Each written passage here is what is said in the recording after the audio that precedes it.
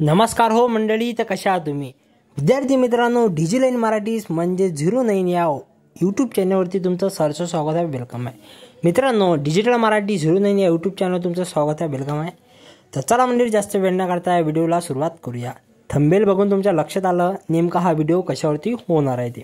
मित्रांनो, नागपूर कारागृह अंतर्गत 130 पदाकरिता जी आहे वॅकन्सी आलेली आहे. जवळपास महाराष्ट्रामध्ये आजपासून म्हणजे 29 ऑक्टोबर 2025 पासून महाराष्ट्र पोलीस भरतीला सुरुवात झालेली आहे. यामध्ये जवळपास 15,000 पेक्षा जास्त पदे जे आहे रिक्त ठेवण्यात आलेले आहे. काय अशी प्रक्रिया आहे, परिपूर्ण माहिती या व्हिडिओमध्ये मी तुम्हाला देणार आहोत. तर मित्रांनो, व्हिडिओ शांततेने आणि परिपूर्ण बघा. तर मित्रांनो, नागपूर कारागृह अंतर्गत 130 पदाकरिता वॅकन्सी आलेली आहे. यामध्ये जवळपास 130 पदे खाली असून 12वी पास असणे हे याच्या शैक्षणिक पात्रतेची अट ठेवण्यात आलेली आहे. नोकरीचे ठिकाण जे आहे हे नागपूर तुमचं नोकरीचे ठिकाण राहणार आहे. वयोमर्यादा जर विचार केला तर 18 वर्ष ते 28 वर्ष आणि मागासवर्गांकरिता 18 ते 33 वर्ष हे वयोमर्यादा ठेवण्यात आलेली आहे. जर याच्या व्यतिरिक्त शुल्काचा जर विचार केला तर खुला प्रवर्ग म्हणजे जे ओपनमध्ये येतात त्यांना 450 रुपयाचा DD आणि मागासवर्गीय SC ST यांना 350 रुपयाचा DD ठेवण्यात आलेला आहे. अर्ज पद्धत हे पूर्णतः ऑनलाईन असून यामध्ये निवड प्रक्रिया जी आहे ती सर्वप्रथम तुमची शारीरिक चाचणी होणार आहे, म्हणजेच गोळाफेक 100 मीटर 1600 मीटर. त्या व्यतिरिक्त तुमची लेखी परीक्षा होणार आहे जी 100 गुणांची राहते. त्याच्यानंतर तुमची चारित्र्य पडताळणी म्हणजे पोलीस व्हेरिफिकेशन आणि मग तुमचं मेडिकल होणार आहे. त्याला वैद्यकीय चाचणी असं म्हणतात मराठी भाषेमध्ये. तर अशा प्रकारची जी आहे ही पूर्ण भरती प्रक्रिया राबवण्यात आलेली आहे.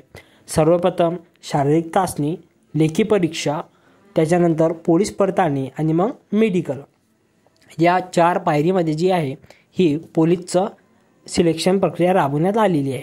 त्याच्या व्यतिरिक्त सविस्तर ॲडमध्ये बघितलं तर यावर आपण बघू शकतो की पोलीस आयुक्त नागपूर याच्या अंतर्गत ही जी जाहिरात प्रसिद्ध झालेली आहे यामध्ये आपण बघू शकतो की पोलीस शिपाई यांच्याकरिता 595 जे आहे पद रिक्त ठेवण्यात आलेले आहे. 595 यामध्ये अनुसूचित जाती जमाती, VJNT, OBC, NTB, EWS, general, open जे सर्व कास्ट आहे प्रत्येक कास्टनं वेगवेगळे पद ठेवण्यात आलेले आहे. सर्वप्रथम आपण जर अनुसूचित जाती म्हणजे SC या कॅटेगरीचा जर विचार केला तर एकूण 77 वॅकन्सी जी आहे ते SC साठी रिक्त ठेवण्यात आलेले आहे.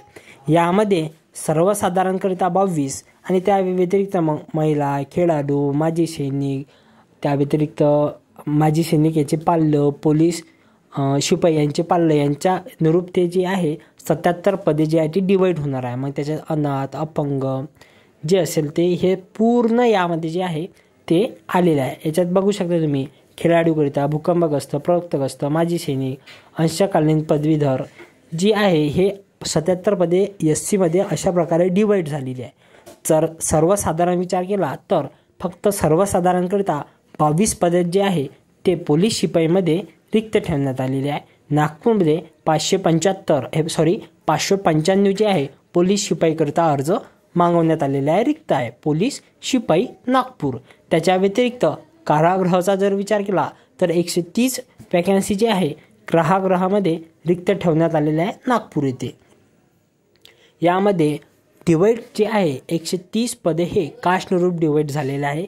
आणि इथे आपण बघू शकतो की SC जातीकरिता 17 पदे जे आहे कारागृहामध्ये रिक्त ठेवण्यात आलेले आहे. अनुसूचित जाती, इमाव, OBC, NTB, NTC हे सर्व जे आहे याच्यामध्ये आपण सविस्तररित्या बघू शकणार आहोत. तर मित्रांनो, अशा प्रकारची जी आहे नागपूर येथे वॅकन्सी आलेली आहे पोलीस भरतीकरिता. धन्यवाद.